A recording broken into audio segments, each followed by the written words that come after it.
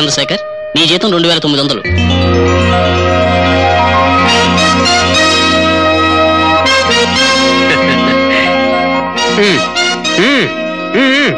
ఇవ్వండి. చంద్రశేఖరం, ఎక్కడయ్యా? ఏమయ్యా చంద్రం, అక్కడేటయ్యా ఎతుకుతున్నావు?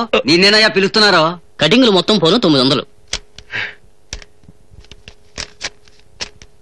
800 ఉన్నాయేంటి? మొన్న మీ అబ్బాయి ఇంటర్వ్యూ కోసం 100 రూపాయలు తీసుకున్నావు, జ్ఞాపకం లేదా?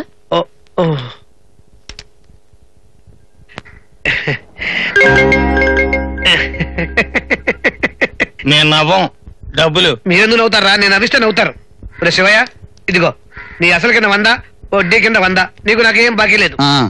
ఓ ఫ్రెష్ గా 200 అప్పు. ఇదిగో ఈ 200 నీకు నాకు బాకీ. 200 బాకీ. రే మరడియా, ఇదిగోరా నీ 300 వడ్డీ, ఇదిగోరా నీ 500 అసలు. అమ్మయ్యా, ఎవరికి నెల బాకీ లేదు. ట్యాక్స్ వెళ్ళిపోతారా? నాకు ఒక కొల్లేరైపోతుంది. ఒరే మరడయ్యా, వడ్డీ లెక్కలో నీకు నాకు ఏ బాకీ లేదు, అంతేనా? అసలు కింద 500 అప్పుకోటు. ఏంటి, ఉన్న 10,000కు తోడు ఇంకో 500 వడ్డిస్తాడు కదా. అసలు కూడా ఇప్పుడు ఎందుకంట? ఈ మడత ఏమిటో నాకేం అర్థం కాదు. ఇది మట్టిపోరా, ఇది ఏం చెప్పిన అర్థం కాదు. ఇదైతే బాగా అర్థం చేసుకుంటారా? రే బ్రహ్మం, నువ్వు పని చెయ్యి. ఏంటి? అసలు కింద 200 రూపాయలు నాకు అప్పు. 200? ఇదిగో.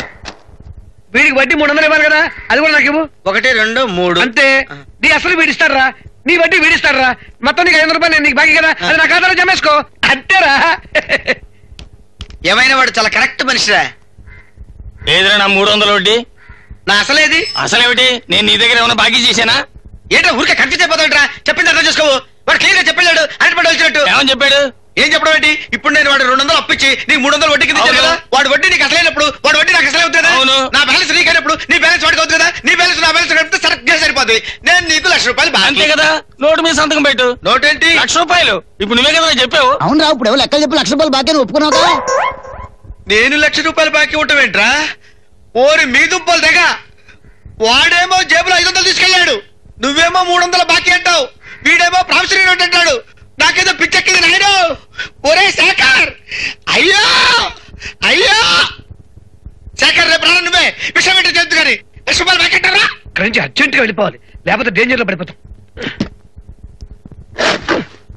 ఎర్రకాలే పైతిగారపయ్య. ఏమిటో తిడుతున్నావు వెధవ భాషలో? పెదవ భాషలేడా, నా మాతృభాష.